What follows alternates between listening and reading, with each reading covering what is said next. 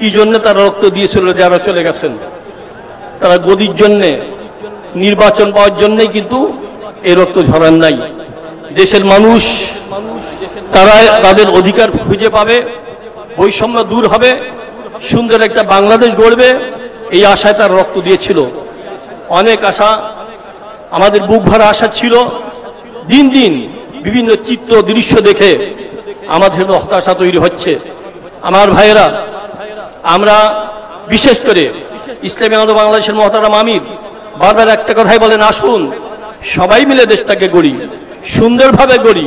যে দেশটা চাঁদাবাজি থাকবে না, খুন খারাপি থাকবে না, মাদক থাকবে না, দুর্নীতি থাকবে না, দেশের কোটি কোটি টাকা বিদেশে পাচার হবে না, এমন একটা বাংলাদেশ আমরা গড়তে চাই।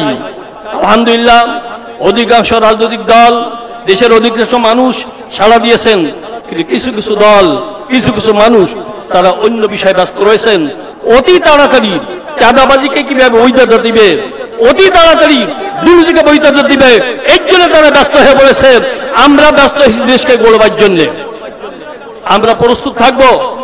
আমাদের মহতারাম অনেকগুলো ঘোষণা দিয়েছেন, তার মধ্যে একটা হলো এই, আমরা জানেন পট পরিবর্তনের পরে দেশের মানুষের মধ্যে এক আশা জাগ্রত হয়েছিল, দেখি আমরা বিকল্প কিছু পাই কিনা। অনেক শাসন দেখেছি, অনেক সরকার দেখেছি, কেউ মুক্তি দিতে পারে নাই, শান্তি দিতে পারে নাই। বিকল্প শক্তি হিসাবে তারা ইসলামী শক্তিকে পেতে চায়। এই জন্য আমাদের মহতারাম আমির ঘোষণা দিয়েছিলেন, আসুন ইসলামের পক্ষে একটা বাক্স যাবে।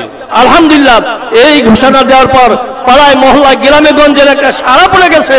আসুন আপনারা চলে আসুন, এক জায়গায় আসুন, একটা বাক্স দেন, আমরা দেখি পরীক্ষামূলক ভাবে হলেও আমরা বিকল্প শক্তি দেখতে চাই, ইসলামের উত্থান পেতে চাই।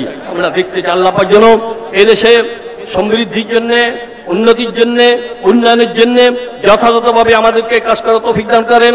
আমাদের মহতারাম আমির অনেক ঘোষণা দিয়েছেন, আগামীতে অনেক ঘোষণা আসবে। তবে সবসময় একটা কথা, হকের পক্ষে থাকতে চাই, বাতের বিরুদ্ধে আমরা অবস্থান নিতে চাই। এই জন্যে আমি যে কোনো ঘোষণার জন্য অপেক্ষা করব।